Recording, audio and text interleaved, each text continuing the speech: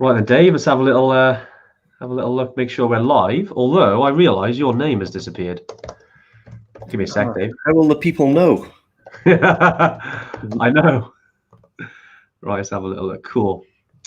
Right, just check we're live, Dave. We got confirmation I from think Warren? so. I'm just clearly just being a little bit unprepared today. So Oh, yeah, I think we're all good. We're all good. Hey, nice. Well, hopefully this week is not too many tech issues like before. But hey, everyone, if you just joined us, please say hello. Give us a little comment, little thumbs up. Another Tuesday tune-in. Yeah, this week is about sleep. We, I think, was it last week, Dave? We did a Tuesday tune-in and a question popped up. And, you know, we thought to ourselves, we couldn't really do it justice then because someone asked, you know, what about sleep in a high altitude? How does the altitude affect your sleep? And, you know, we felt that we do an entire Tuesday tune-in on it. So, yeah, and at least this week, as Bri. Hey, Bri, how you doing, mate? We're on the right. You can actually see us both this time because I know last week we had some issues. But yeah, Dave, right, sleep in a high altitude. Where are we going to start?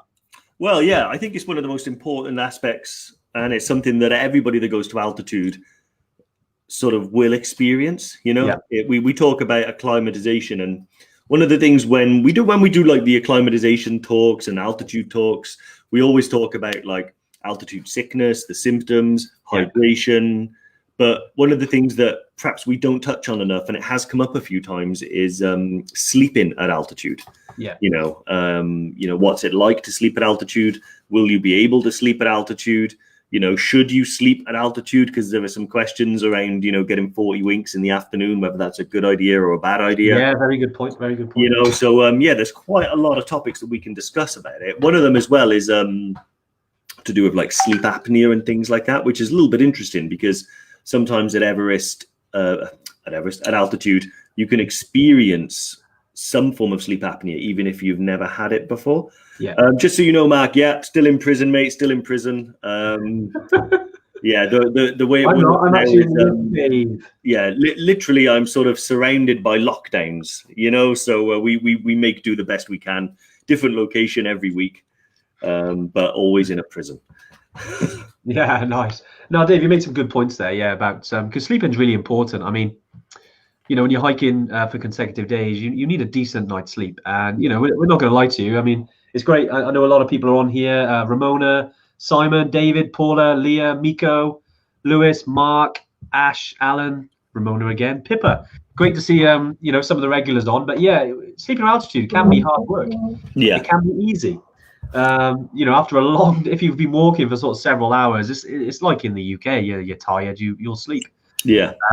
But there are some challenges, and I think, Dave, we'll start with the Everest region because, you know, we're also going to talk about maybe the sleeping arrangement. So compared to say Kili, Morocco, and say Machu Picchu, because, you know, there's different. Like in Nepal, we use a lot of tea houses, lodges. Whereas on Kili, we use tents. Same as Machu Picchu, we use tents. Yeah. And the same, similar on Morocco, depending on what time of year you're going. Yeah. So Nepal, tea houses, Dave, they're always comfortable, aren't they? Yeah, they're always comfortable. It's like a 5-star boutique hotel every time you go. No, sorry, that was a filthy lie. No, so basically, yeah, when you're on your way to Everest, which is where the vast majority of, you know, you guys have been, and I know more of you are going to be going to Kili, which is a slightly different sleeping experience. But with base camp, you're in tea houses, lodges, tea lodges, whatever you want to call them. Basically purpose built, you know, buildings all the way through the Kumbo up to base camp, and they are basically is the way to describe it. Basically, you know, you hear people saying like, all I need is like a roof over my head and a bed. Well, that's great because that's all you got. But you know, they serve a purpose. You know, they're not bad. You know, bring your sleeping bag. Often they're provided with blankets and stuff like that. Namaste, Anuj is here. Hey Anuj, how you doing, mate? Namaste. Hope you're all good. They are very comfortable overall because we have a great team of people over there. The lodges that we use, we're familiar with. We know the guys there. We have exclusive access to a couple of lodges in Namche and Lukla and things like that. So you pretty much only see EverTrekkers there. But yeah, the sleeping arrangements is one of those things where, I mean, I guess to give you a highlight how different it can be, the very first time I ever went to base camp with a friend of mine, Billy, and I slept perfectly the whole way up. Yeah. Billy started to struggle with sleep at around Namche and probably didn't get more than about 2-3 hours sleep a night. He really struggled, eh? Yeah, really struggled. And that's just the altitude affecting him. Yeah. But there are things that you can do to sort of nip it in the bud, and perhaps both of us were a little bit inexperienced out there at that time. Yeah. So we didn't recognize that there are things you can do to help that. So as soon as he started struggling with sleep, if he'd have perhaps switched to Diamox and things like that, he'd have probably had a much better time. And if he addressed certain other things like his fatigue, if he'd actually had a rest more. His diet as well, didn't eat very well, right? Yeah, diet. You know, and I think maybe, you know, his pack was a bit heavy, but not wanting to kind of like accept the help. I mean, Billy's a strong guy, you know, he's like a really good hiker. But yeah, that highlighted for me the difference with what sleep can do to you, you know, if you're not getting enough. And my dad, and as you know, when we went to base camp with my father. Yeah, the very first time. Yeah, really struggling to sleep. But it's weird. It's one of those ones where like you'll be drifting off and you'll just be about to sleep at altitude, and then you kind of like wake up like that. You know, really well, it's funny you say that, because I think another challenge as well is the accommodation we use is relatively basic. You know, some of them are lovely for where they are, but the walls are not the thickest. Dave, as you put it once, was it the walls are so thin you can hear each other's thoughts, which I thought was a good line. Yeah. But it is really like that, and you know, naturally you're going to get people in the group who snore. I'm not going to sort of lie. There's plenty of us in the office that snore, and you know, it's sometimes people can, if you're a light sleeper, you might find that a struggle. So we always suggest bringing a decent pair of you know, earplugs, or sometimes noise cancelling headphones. Yeah. Because if you can completely block it out with those headphones, you know, that works really well. I think going back to one of the trips on Kili, we had Steve, and he really struggled with sleeping, and that was camping. Yeah. He borrowed your noise cancelling headphones, and it did the job, right? Yeah, exactly. Yeah. I mean, I always bring them. Yeah. Because I think that it is like you said, like, you know, the neighbors. I remember one time at Namche, my neighbors were like banging the wall, and they are so thin. Like I can like tuck up against the wall when I sleep, and then if someone like hits the wall, you'll go like boom. You know, it's like that. So yeah, just, you know, helping yourself a little bit, you know, by bringing earplugs, bringing headphones. I think the headphones are much better because, you know, I find it easier to go to sleep if I've got like some music on, or I'm listening to an audiobook or a podcast and stuff like that. So yeah, it's one of those things that's it can make a huge difference. When we were camping on Kili in February, it was quite funny. It was like a chorus of snores, you know, through the camp. It was like we're back in Nepal with all the yaks. Literally, I think you're right, Dave. It was like a chorus of yaks, wasn't it? Literally. Yeah, exactly. It was crazy. I mean, to be honest, didn't hear a lot of it because I tend to sleep okay. But I'd wake up in the morning to a lot of dirty looks, and I'm not entirely sure why, because I don't think I snore. I've never heard it anyway. I think another thing as well, like a lot of the like a sleeping arrangements, and we'll keep talking about Nepal while we're talking about it now before we move on to Kili, is that a lot of the places, they do have like blankets and pillows and things like that. So you know, if you are going to places like Nepal, don't think that you have to bring the kitchen sink.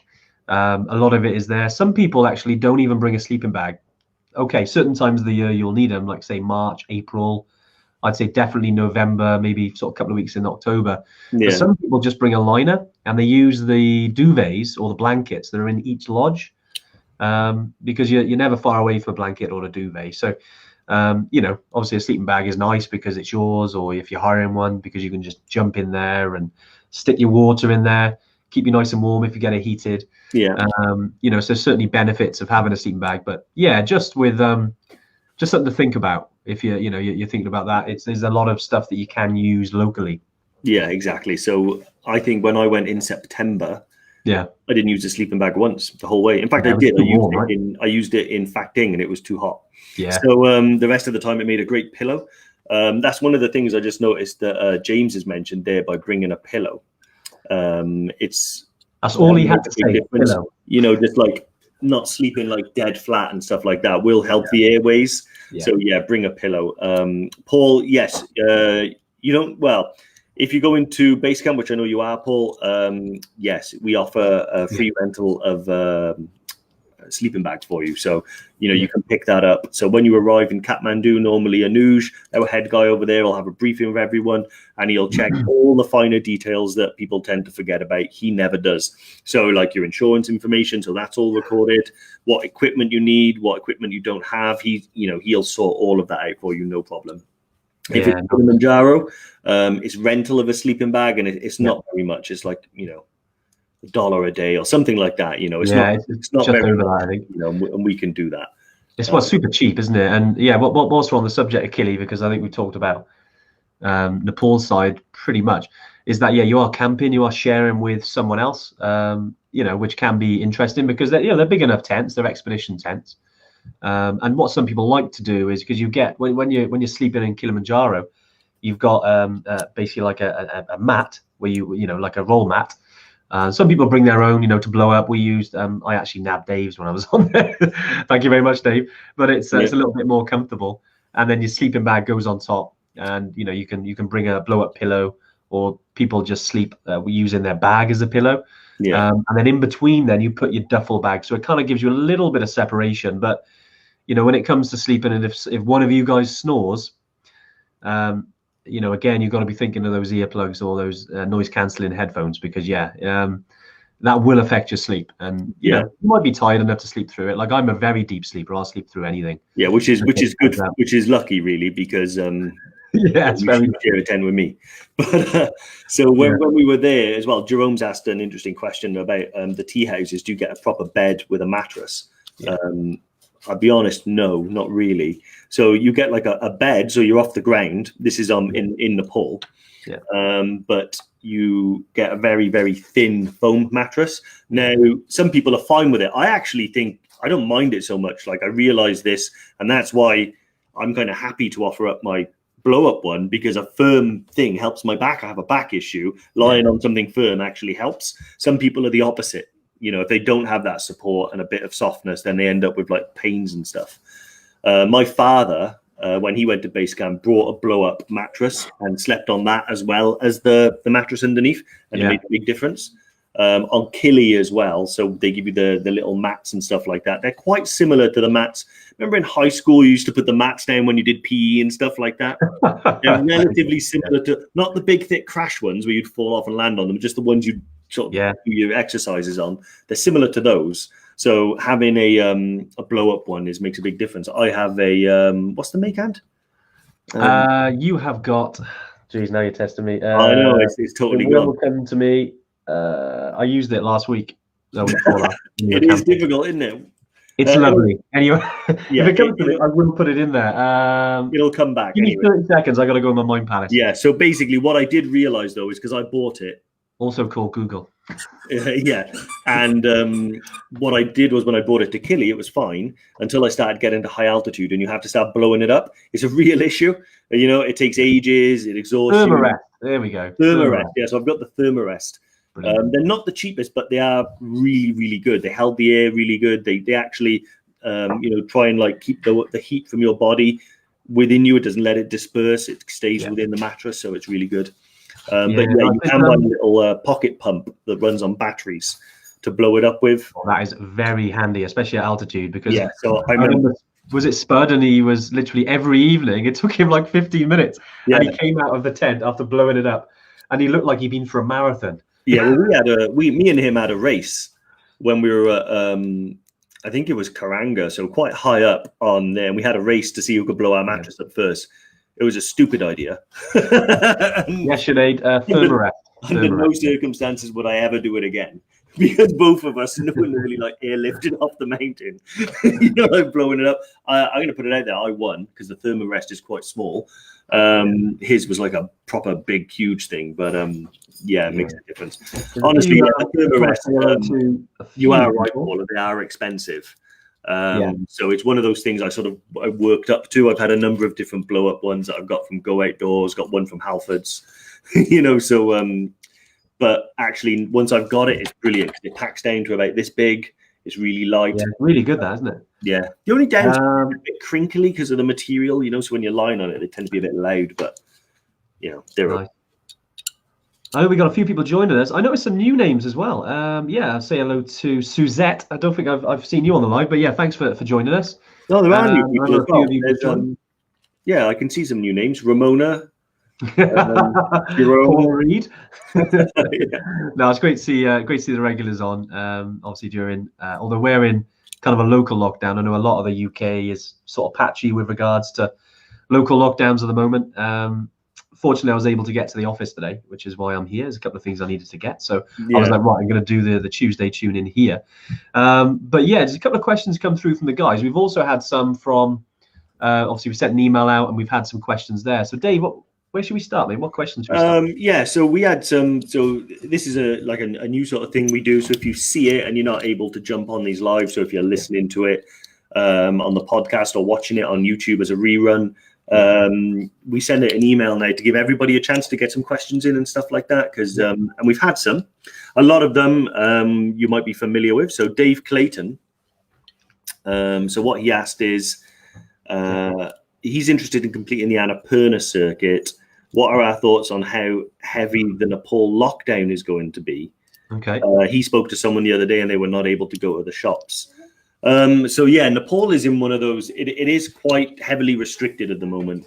So the advice that we're sending out to all of our people, all of you guys, is that, the situation in Nepal is actually, it's getting steadily worse with the coronavirus. The numbers are going the wrong way. They're getting higher, not lower. But they tend to kind of like come in and out of lockdown.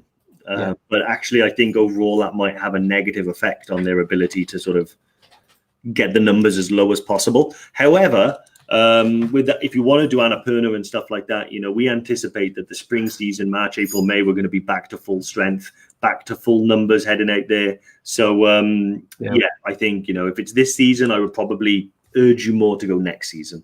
Yeah. 2021 onwards. Because one of the aspects about going out there is, not just getting from A to B and ticking a box. It's the experience as well, seeing the places, meeting the people, having the freedom of, going out to another country as amazing as Nepal and just soaking it all in. And I think, you guys all know what lockdown is like. That's not really possible. So, yeah, next year I think it'd be better.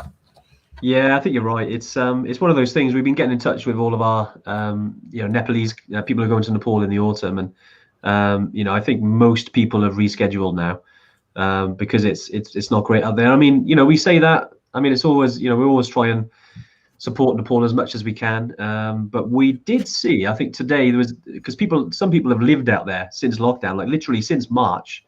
I could just see a message from Brian because he was out there in March and he did get locked down in a loft, which was not a bad thing.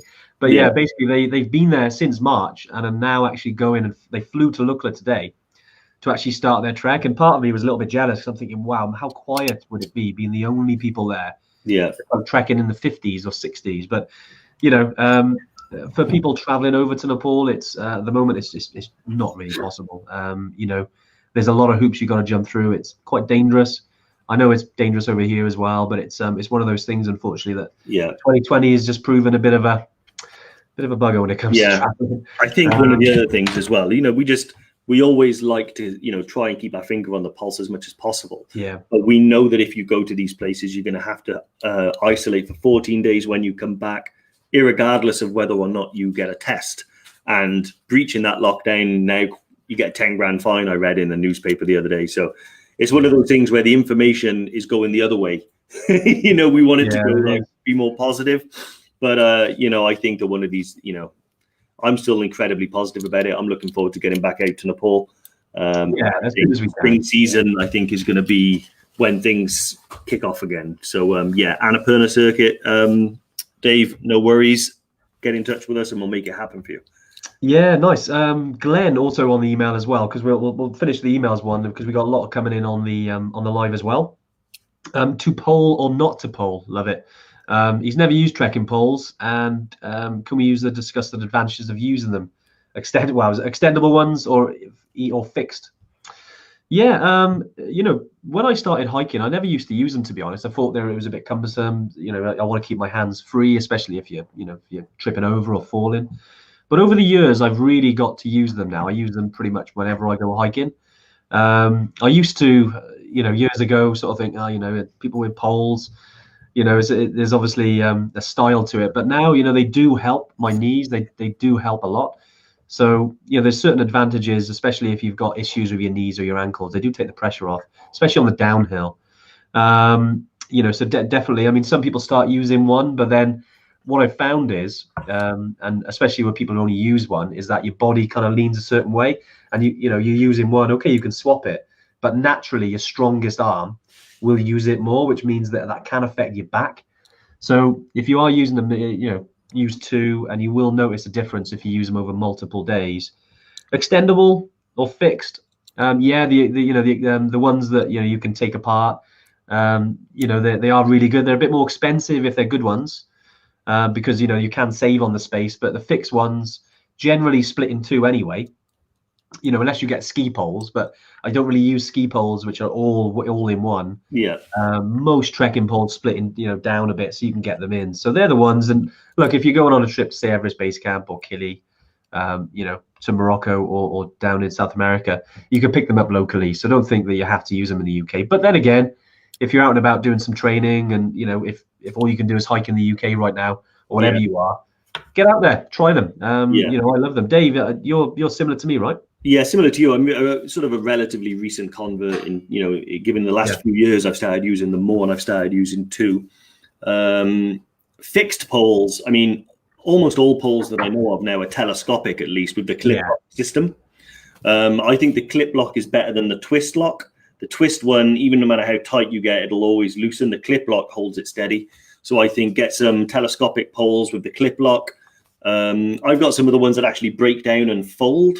They're really light, but actually telescopic is easier, Yeah, because a lot of the time as well with poles, you'll use them and you don't need them on the flat, really. I mean, some people do. If you're doing, like, say, the Glencoe Challenge, in Scotland, which is 26 miles. Okay, so if you use them on the flat and you're walking with poles over a mile or 5 miles, it's going to make zero difference. Over 20 miles, it will make a difference. Personally, the way I use them on the mountain is I use them on the steep sections, mainly so you can get your arms going on the uphill, and then on the downhill, you can put them out in front of you, and it takes a lot of pressure off the knees. And then when I'm not on the steep sections, I'll just stow them in the side of the bag. Nice. That's why you're going to want collapsible ones or telescopic ones, so you can just put them back in. Nice. Right, Heather's asked about during my spin class this evening. I found myself starting to worry about the mountain biking when I go to Machu Picchu going next year. Wants to know how strenuous the day is. It's not that bad at all. Pretty much it's there's a little bit of up and down, but it's very easy from a mountain biking sort of point of view. I mean, Dave, I know you're the biggest out of all of us in terms of mountain biking. It's a pretty easy day, isn't it? I know that one over Machu Picchu, I know it's 4 or 5 hours, but generally you're stopping on the way. Yeah, it's more of a day trip on the bike. It's nothing hardcore. There might be a couple of climbs and stuff like that, but you're staying relatively local. So you're not going like into the high mountains or to extreme altitude or anything like that. So no, I think you should be fine. Don't worry about it. Look forward to it.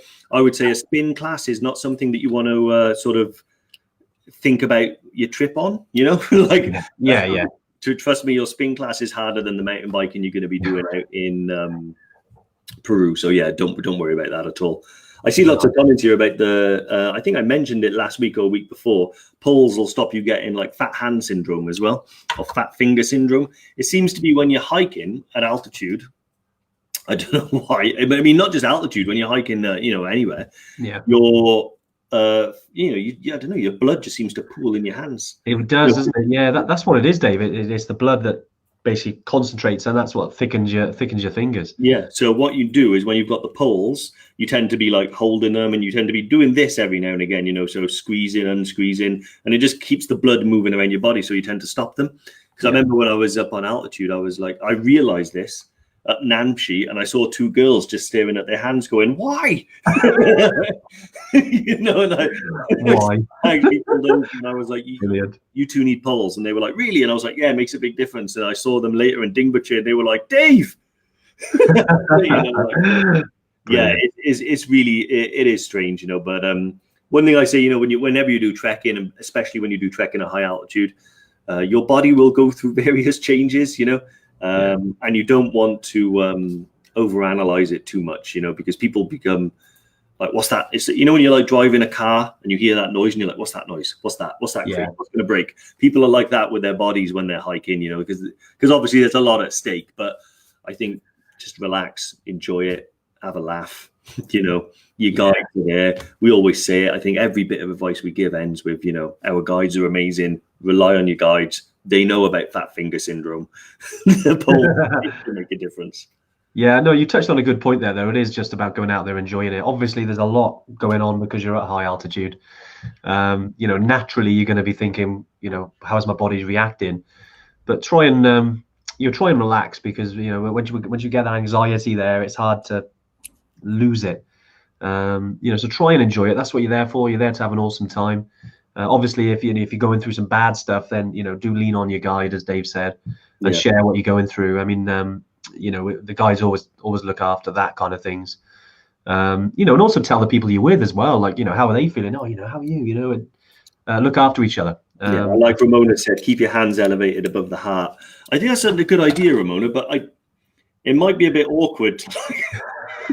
You know, just, no, I think the science behind it is just track like this the whole time. You know? Right, we got some more.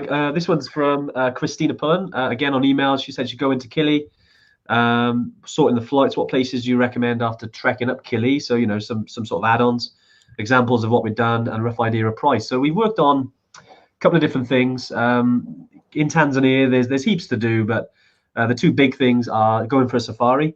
Yeah, and also there's some little bit of chill out area in Zanzibar, which is, you know, is a flight, so it's not next to Killy, but it's something else that you can do. So we're offering that to everyone that books with us. Literally in the next sort of week or so, it'd be available to actually purchase in your members area if you've booked a trip with us. You know, we got a couple of options for safari, we've got a couple of options for Zanzibar. Having been to both, doing the Serengeti is highly recommended. It's one of the most amazing things you'll see. And if you're in Tanzania and you're doing the Kilimanjaro the long way, and you want to, you know, if you're into animals and doing that kind of thing, then yeah, it's great.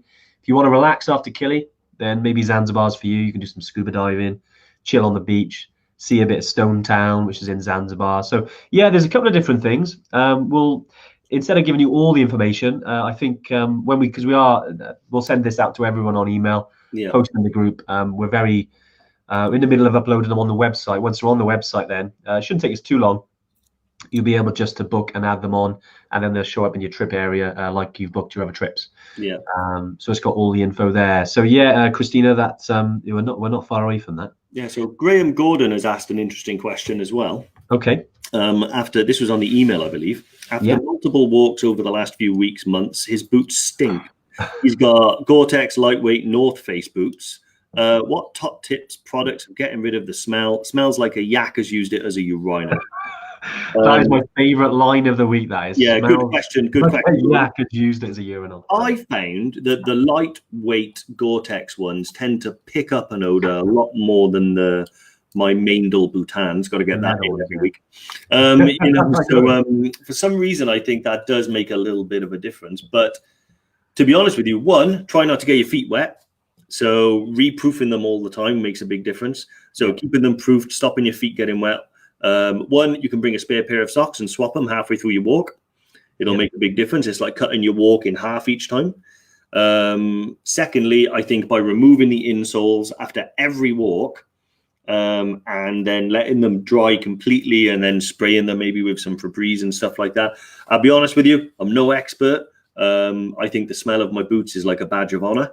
And you know, although, you know, if I sleep in the back of my van, like, you know, on a trip or something, and my boots are by my head, I might just move them towards the door. But yeah, my dad used to say when he played football that you never wash a winning pair of boots. And wow. I've transported that into the hiking, you know. So if I have a hike and they're successful, no blisters, never wash them. Nice. Yeah, no, it is difficult because everyone's different. Some people will sweat more than others. Dave, I know you probably get more sweaty feet than me. Naturally, there's going to be an odor that occurs. I quite like Chris Clifford Hurst. For smelly boots, put used dry tea bags. Soaks up the smell. You know what? Yorkshire tea. Yeah, I might try that. PG tips versus Yorkshire. Let's do it. Yeah, remember to take them out before you put your feet back in. Otherwise, I suppose that wouldn't be that bad, actually. You know, fresh tea bit in your boot. Probably smell better than what was it? The Graham Gordon said there was a yak. Yeah, I like that. Yeah. So I also noticed Jerome said he was a bit gutted that when he went to Kili, he didn't. This is off topic. He didn't explore Moshi in Tanzania. Yeah, I saw that. Well, Moshi is a great place. We've so basically we've got an extra day at the beginning of our trip. So you arrive. That's your arrival day. You chill in the hotel. The next day we do an exploration day around Moshi. So we go over to the rice paddies and we see all the local like agriculture and stuff. And then we do a walk. We go up to the market, up to town, have a coffee, do the shops and all stuff like that, and experience Moshi as well. It's one of the big things about our trips as well, and isn't it? We always have that day where we want people to get to know the country where they're visiting. It's huge. I mean, we do it in everywhere we go. We always like, well, we'll put an extra day in. I mean, because we, you know, at the end of the day, I know we're climbing. Obviously, just talking about Kili here. We're climbing a mountain, but there is more to these places than just climbing up a mountain. I mean, it feels a shame, doesn't it, just to kind of just do that and then leg it without seeing and meeting the people in the local area and the culture. Yeah. So we always do that. And one thing actually, whilst we're here, because obviously you're talking about, I think yesterday we uploaded some walkthrough videos for Kili. So and one of those you can actually see is that particular day. So I think which is day 2. Yeah. So we've done day 1 to 10. We didn't do the last day because that's just a chill out before you go. But the day 1 to 10, you can see now we've got the walkthrough videos for YouTube. So naturally, they'll probably be shared on social media. But I just want to tell everyone that we put them on there now. If you're going to Kili, interested in Kili, have a little look and you can watch the full walkthrough, which I've done filming. Obviously, some of the content we filmed earlier this year. Just while we're talking about that, it just reminded me. I tell you what, I want to just call out, give a shout out to Jill Haran. Okay. With an idea that I'm going to try because it kind of makes sense. Put boots in a carrier bag, then put them in a freezer because it'll kill the bacteria causing the odor. Ooh. That's Dave, you've disappeared apparently. Oh my God. Always yours. I hope they can still hear you. I don't know. Am I back? Am I back? Let's have a look. Oh, there we go. Jill's had a look at day 2 video anyway, but let us know if you see Dave again because he's just in his videos. Maybe turn it on and off, Dave. Turn it on and off again. Yeah, if you can. So, I'm definitely. Okay, we can still. Hear you, Dave. All right. Okay, I'm gonna try and. That's it, and try it again. Sorry, everyone. Always. It seems to be tech issues lately, Dave. We have to get a new head of IT. Can everyone see Dave now? If you can see him, can you voice but no vision? Okay, right. Let's have a look. Let's have a little look and see. Sound is fine. Well, Dave, even if we can hear you anyway, so I think we should crack on because that's fine. I've been wanting to take my shirt off for a while anyway, so no, I just heard I'm back. Must leave the shirt on. Brilliant. There we go. The classic turn it off, turn it back on again has worked. I tell you what, it's not my hardware because I'm using a different camera today. So it's something to do with the software. But okay, we'll have a look at that. We'll I'll get head of IT onto it, Dave. Yeah. We need a new one. Right, where were we? Talking about putting boots in a freezer was the last thing I was talking about. Yeah, I quite like the sound of that idea because it kind of makes sense to me that I have read somewhere that if you freeze bacteria, it's not too fond of it. I love that. Yeah, I'm gonna do it. I'm gonna try that. Although Dave, next time we go out, maybe if this weekend we're gonna do that, and then we'll let you know how we all get on, and if Dave's boots gets unfreezed. Yeah. Right. Have we got any more questions there? I know we've got loads off the live, so we're gonna go straight into them. Let's have a little look because we've got Paula. Yeah, Paula. I'm not sure if we answered this already, but is a silk liner the best for Kili? Paula, I know you're going to Kili. I'd probably say no. I'd stick with a sleeping bag. I mean, there's no harm having it in the sleeping bag if you're renting a sleeping bag. if you've got your own, I'd probably say that that's what you use instead of a silk liner, only because as you get higher, it does get a bit colder. Yeah. And it's nice just to jump into, your sleeping bag, and that's kind of your cocoon, if you like. That's your little base camp that you can retreat to every night. And if it's just a silk liner, yeah, I'd go with a sleeping bag, to be honest. Yeah, exactly. Yeah, always better to like I said, sleeping bags and liners and stuff like that. Was it, and like condoms? Rather have it and not need it than need it and not have it. There we go. Yeah, I knew you always talk about Maindel Boutons and condoms like every week now. Mate, they're a good idea. They're a good idea. I'm very pro. Moving on quickly. Amanda has said, what's the rough time for bed on EBC? You enjoy a good 8 to 10 hours. Get a good 8 to 10 hours then. I would say people start bimbling off to bed at around 7, to be honest with you. Yeah, quite early, isn't it? Yeah, you're so tired. Yeah, very rarely will people be up at around 10. But the lodge is like the tea house area, the communal area, pretty much like shuts down at around about 10ish, something like that. To be honest, most of the time I'll probably disappear to bed between sort of 7:30 and 9, depending on how I'm feeling and stuff like that. So yeah, but if you like a good 8 to 10 hours, make sure you get a good 8 to 10 hours. You'll be waking up at around 6:30 every day, so you can work it out from there. Nice. Yeah, nice. It's I think you're right there with some people do. If you like your sleep, you'll go to bed early because you'll feel knackered anyway. Yeah. After walking all day, you'll feel knackered. I mean, sometimes I remember before I went to sleep at 7:30, and I was thinking, wow, I've never had as much sleep as I had on my very first Everest base camp trek. Obviously the altitude can affect it as you get higher, but naturally also you should sleep well. Yeah. On that one, I think you've answered Jerome's. Diane mentioned about will she have to carry sleeping bag in your day pack? No, I'll go. Diane, if you're on, great to see you on, by the way. I know you're always on our lives. That'll go in your duffel bag, which your porter will carry. So you won't have to carry that. Yeah, you want to lighten the load as much as you can. Your day pack is for stuff you're just going to use during the day. Yeah, and if you if you end up having to sleep outdoors with your day pack, something has gone desperately wrong with your trip. Probably a helicopter would be better than a sleeping bag. Yeah, exactly. Jerome's asked, how's the EverTrek online shop coming on? Loads of stuff you need to buy. Jerome, sorry to keep you on the waiting for this. Yeah, we're not too far away. We had a good call with our IT guys last week, who are our web development guys, who are developing the back end. We're not far. I mean, we'd like to say, because there's some things we had to prioritize, and the equipment store has kind of been put to the side. I think I mentioned a couple of times the last month or so. I'm hoping that by the end of October that'll be done. Just to finally get done, you'll be able to order through ours. If you do want to get some equipment now, obviously there's Cotswold Outdoor, and you can still use the EverTrek discount code, which is in your members area. If you need to get it. Otherwise, if you wait, I mean, we'll tell you as soon as we know. We do have some merchandise as well, so some of our like caps, t-shirts, or mixture of designs, things like that. But then we'll have a technical gear as well, which is actually supplied via Cotswold Outdoor itself. Yeah. So it won't be long. We're as keen to get this done as you, but we don't want to just release it with the issues it's currently got. And unfortunately, I mean, although we obviously run the business and we do all the front stuff, it's quite techy. We don't get involved in it, and it is taking longer than planned, unfortunately, because of the complexities of integrating it with the current site. But yeah, Jerome, we'll let you know, mate, when that's done. To be fair, we struggle with webcams, Jerome. So the complexities of creating an online store. I know, we just take tracking, right? This is what we.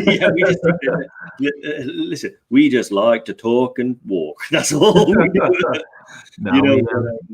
Nice. Awesome. I was going to say, actually, Jerome has made a good point there that I wanted to double talk, which is some little hacks around sleeping as well that can make your life a little bit easier. So one of them is always have your head torch handy. Almost always when you're at altitude, especially if you're taking Diamox, you're going to need to go to the toilet a lot more. Yeah. So you will sleep better if you take Diamox, but it'll be in increments, like a Japanese meal. And then the rest of the time you'll be getting up to go to the toilet. Having your head torch at hand, like just right next to your bed or something like that, is going to be handy. What I tend to do is just like put it around my wrist, so I know where it is. And then also like have some flip flops, or I use like sliders you know, because you don't really want to be walking into the toilets with like bare feet or socks. Yeah. And I'd say you don't really want to be. I really mean that. So like having some sliders or some flip flops on and stuff like that just means you can just put your feet out, put them in, and walk off and stuff like that. Much easier. Yeah, I think I just saw there because I know we talked about this before because we talked about peeing at altitude. Whilst you're on the subject, and Ramona mentioned about a Ziploc bag during the night. Yeah, go for it. I've not done that myself. It seems obviously with ladies and men, you know, there are some targeting issues. You know, so you don't want to make a mess. So I'd probably do it outside the tent. But and there are like if you're on Killy, we don't just use the what are they called? The long drops. We actually provide our own private toilets, so they're carried down, and we use them. So there's a little bit more private, a little bit more privacy than going all the way because the camps can be quite big, so walking all the way to the long drops. But whereas we have one or two on the actual our little campsite, just it's a little bit closer if you need to run off in the middle of the night. If you are gonna pee in like a Ziploc bag or a bottle or something like that, you can get this stuff called it's called black powder, the one I saw, where if you pour it into a glass of water, it completely turns it into a jelly, you know, so it doesn't spill or anything, and then you can just like pour it out and stuff like that. But I'll be honest with you, I'm no expert because I just don't know. I just go to the toilet, find a bush or something like that, you know. But I know that the powder jellied stuff is something that people use a lot before. Yeah, so we did have one question from, I think it was, let me have a look. Okay, Jill, on Killy approximately, how many of Trek days is spent? I'm going to bring this in. We haven't done that this week. I was realizing, I'm assuming that's 20 degrees C. How many days do you spend above 20 degrees C? Probably based on when I was in February, I would say at least the first 2 to 3 days.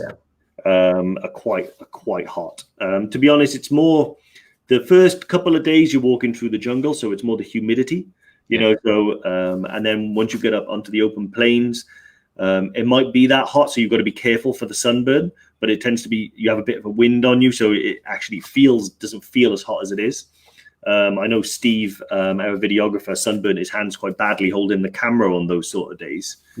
But yeah, I would say the first couple of days, the higher you get on Kilimanjaro, the colder the days become. But actually, I never really experienced a cold day. The nights were cold and summit night was really cold. The rest of the days were pretty mild, you know, not too extreme either way. Yeah, nice. No, it's a good, exactly. And what you said there about Steve burning his hands. I mean, when you're at high altitude, because the air is a little bit thinner, more UV rays do get through. So don't forget to pack the sunscreen. Yeah. You definitely need it. Ash Dixon has said, guys, Andy, this might be one you better. Hey, Ash, thanks for joining us. Yeah, so he's asked to take pictures up at EBC. What do people use? Actual cameras, or will your phone camera work? He's experienced his phone battery dying quick up Scaffold Pike last February when it was really cold. Okay. Yeah, definitely. I mean, if you're into your photography, you know, we do get a lot of people that bring their, you know, the DSLRs, whether you've got a mirrorless camera, whatever you've got, bit of tech. Some people use a phone camera now because, I mean, whether you've got an iPhone or Android, a lot of the phone cameras are awesome and do just as good a job. I know, you know, you can probably do more from an editing perspective with a DSLR.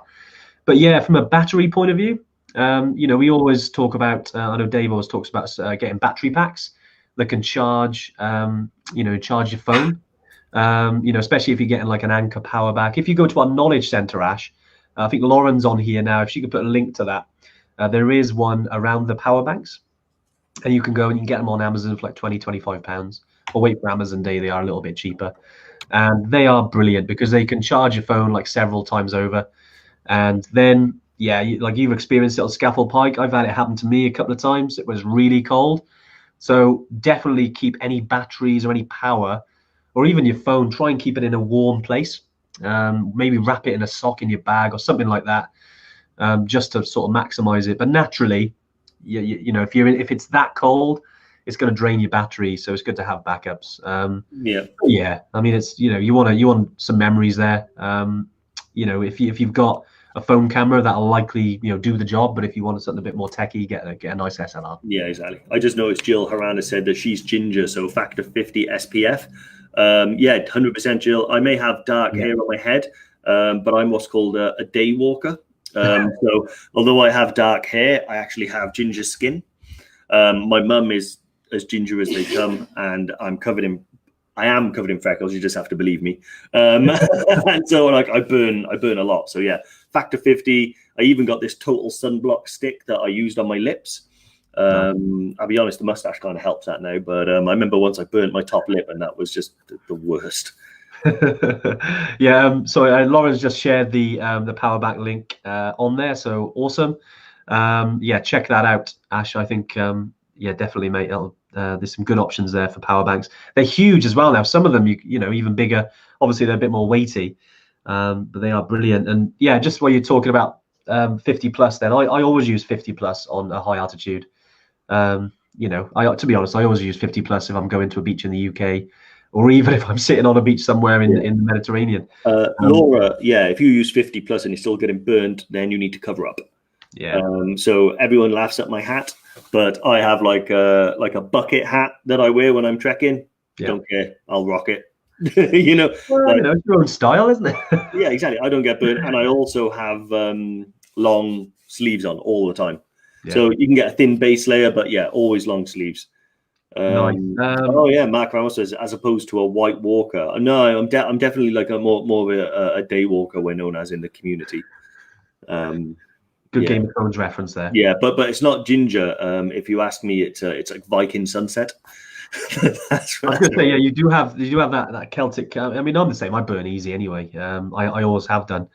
But yeah, you've got those tattoos, mate, to cover it up now. So yeah, that makes it worse. Really? Yeah, it makes it because your skin like it's like darker. Honestly, it attracts it just burns more. I'm telling you, it's a problem in the tattooed community. Well, I'll let you know if I have that issue. I know maybe on the agenda in the future, Dave. I was thinking about the other day now, but I'll talk that off piece anyway. Do you know what? We just used the lassie in the lodge, and I was thinking, yeah, you don't want to drink lassie in the lodges because it's milk, but actually I think she meant girl. Yeah. The lassie, yeah. So Will Anderson, when you come to Scotland for training day, where do you think? Yes, so we're very close to launching, actually. It's pretty much done. We've got dates for next year where we teamed up with basically the mountaineering company called Aim Higher. They're based in Snowdon, in Snowdonia National Park, sorry, and run by a great guy called Steve Jones. We're going to be releasing those trips, and they're trips with us, and as I say, with us, in collaboration with us. We won't necessarily be there, but we are doing some in Scotland. It's more of a winter skills sort of side in Scotland, and it always depends on the conditions, because naturally we'll have a date, but it depends, because it's winter skills. It depends if that's in the Cairngorms or whether that's in another area like near Ben Nevis. So we are flexible with that, but the dates are in January and February next year, and we'll be releasing them very soon. So yeah, definitely look out on our social media channels, and I know you're on the email list, so we'll be dropping those in, and you can book yourself in on those. Learning all about, especially they're kind of fitted to specific trips generally. So if you go in, say, to Mount Toubkal in winter, if you go in to climb Island Peak or Merah Peak, or even if you just want to get involved and get some experience on with crampons, ice axe, navigation during winter, how to climb steeper winter ascents, things like that. It's a great weekend. And if any of you have ever been to Scotland, or I know a lot of EverTrekkers come from Scotland, it's just an amazing place to visit anyway. It's one of my favorite places in the world. That's why I try and spend as much time as I can there. Yeah. I'd like to say I'm almost half Scottish, just from the amount of time I like to spend up there. Not as much as you, Dave. No. But no, I do love Scotland. I got to be honest. I can't wait to get back up there, especially during winter. That's why I'm really excited about the winter now, because Scotland's one of the best places to do it. Yeah. And it's altitude. Andy Blakeman has said, thinking about Killy on average, how many miles and how much ascent per day. What I think would be best for you, Andy, is if Lauren, if she can hear me, puts a link to our website where you can download the guide. Yeah. And on the website as well, it has a lot of information on there about like what each day is about. So you can break down the itinerary. It's got the altitude points of each day and stuff like that. Generally speaking, you don't actually, it's not that long in terms of days. Most days are on average between sort of 5 to 7 hours with, you know, like some rest and stuff like that, all except Summit Day. Summit Day is a beast. That's like 20 odd hours long. You know, it's really hard and it takes a long time, but it's, you know, nothing, you know, what do they say? And nothing worthy is ever gained easy or something like that. Anyway, you know, it's awesome, but it's worth the difficulty. But yeah, if Lauren can post a link to the website, you can have a look at the information on there. Yeah. Only because I know the height of Kili, but I can't remember the actual height of each like ascent per day. Yeah. I think she's put it on there. There we go. Kilimanjaro, the long way guide. And also as well, if you do drop onto the our YouTube channel, if you just type in EverTrek YouTube into Google, it'll come up with our page. And actually worked out, there's actually 100 videos on there now. I couldn't believe that. Yeah. I was like, yeah, it's 100 YouTube videos. So if you fancy a bit of Trek flicks, sorry, I had to get that in there. You know, and there's 10 videos on there now, which is a walkthrough for Kilimanjaro specifically. Yeah. So I'll be talking about, you know, what height we're starting at, what type we're going to, and just generally giving you a little bit of a walkthrough of each day.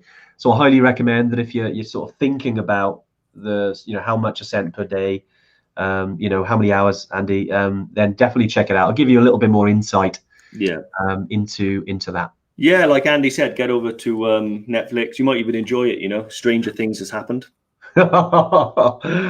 Brilliant. No, I can't hear them all, Andy, but I'm assuming they're all chortling with laughter about that. That's very good. Very good. Great stuff. Another thing as well, I mean, this isn't, I suppose, I always put this out there, and if there's Miko is on here, he's going to love this, because for the last 5 or 6 months, he's been, Andy, when are you going to start doing Aconcagua? When are you going to start doing the dates? Well, if you happen to go on the EverTrek website, so we haven't launched it yet. So, you know, we always tell our EverTrek community first, but if you do go on there and you scroll down, you'll see that Aconcagua is on the website now. You can actually download the guide, have a little look through it. We've been really wanting to launch this for the last, well, since the end of last year, but obviously with the beginning of this year and what's happened, it kind of went on the back burner.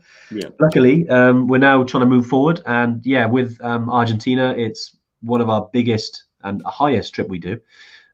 Just under 7,000 meters is Aconcagua. So if you are keen to sort of step up to even more altitude, Miko, I know you were keen on looking at that. Definitely get on there, download the guide, have a little look, and if it's for you, it's obviously a big trip. Here's Miko. I knew he was on the live. Yeah, download it. I say we haven't announced it, but it only went live last week. Finally, yeah. Check out the dates, Miko. We got dates up until the end of 2023. Yeah. But yeah, just download the guide, have a little look through it, and it's you know, I'm really excited about that. Yeah, I can't wait. It's another level really for us, and we're really excited. Training has started for it already, and we haven't even like locked in a date yet. But yeah, so excited for that. You know, highest mountain outside of the Himalaya. Yeah. It's the second of the 7 summits that you're now able to book. Yeah. And yeah, words can't quite express how excited I am about Aconcagua. It's awesome. Yeah. James is on there as well, mate. Yeah, he's had James has done battle with Island Peak as well. So he has, I know. Yeah. You'll do it. But no, there's some great stuff. Try to put as much information as we can on there. We got a really good team down in South America. You know, they've been doing Aconcagua for many a year. Obviously, it's new for us, but they've been going for over 20 years now. Yeah. And yeah, check it out. We'll obviously, I think we'll do further down the line. We'll do a bit more of a launch and a bit more of a tune-in about that. You know, all about Aconcagua. But that's honestly, yeah, that's a whole tune-in because there's so much more we can tell you about it. Things that we're doing differently, things that are exciting. You know, because it's as always, we like to make it an EverTrek trip. You know, so exactly. And yeah, there's a couple of things that we do perhaps slightly differently that make it an awesome trip. You know, yeah. So yeah, should we do it? We'll work out that soon, should we? And yeah, but definitely. I think you know, we've been talking about it here about you know, how we're going to launch it and things. But yeah, well, just for now, download the guide, have a little read. Obviously, drop us an email if you want any further info. But check it out. But yeah, brilliant. I think we've got one more question. I think Suzette's got another question just before we dash, because I know we've been almost an hour now. And thanks if you've been on for the entire time. It was about rent and down jacket. Wonder if they're inside pockets. I presume we're talking about Nepal. In the Nepalese ones, there are, right? I know they got an inside pocket, inside chest pocket. Yeah, so certainly if I kind of trying to think that if you're storing maybe a phone in there, that'll keep it warm. So Suzette, yeah, there are ones there. If you're in Kili, if you're in Tanzania, the jackets there again will have inside pockets for you as well. Yeah. And that's it for today. Yeah, I know we've been going almost an hour. Thanks for everyone for joining us. Again, we'll be in touch. We'll be back next Tuesday. Not sure what it's going to be about yet, but as always, we always try and look at what people are talking about and things. But yeah, thanks for joining us today. And hopefully Dave will be released from prison for next week. So he can join us back in the office. But yeah, it's been great. Yeah, well, I've been a model prisoner, so I think day release is probably on the cards. But no, yeah, it's been awesome, guys. Thank you very much again, and see you next week. Yeah, cheers, guys. All the best. Bye.